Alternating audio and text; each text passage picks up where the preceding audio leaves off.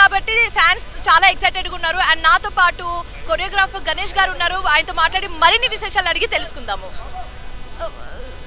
So ఎలా అనిపిస్తుంది movie release కాబోతుంది? How is the feeling right? Full happy అండి. వెయిటింగ్ అందరిలాగా నేను వెయిటింగ్. ఎంత సాంగ్స్ చేసినా నేను ఆయన ఫ్యాన్నే, ఎప్పటికీ ఫ్యాన్నే కాబట్టి అందరిలాగా ఎగ్జైట్మెంట్ ఉంది. నేను చిన్న స్క్రీన్లో ఎడిటింగ్లో చూసా కదా, పెద్ద స్క్రీన్లో చూడాలని ఉంది.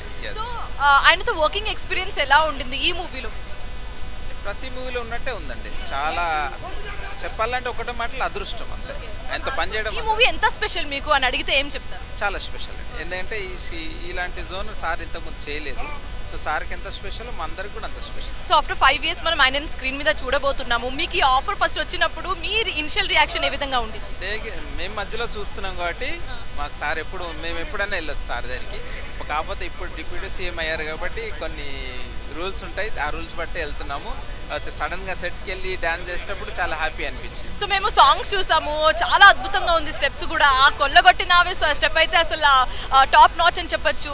ఎలా అనిపిస్తుంది ఆ ట్రెమెండస్ రెస్పాన్స్ విన్న తర్వాత?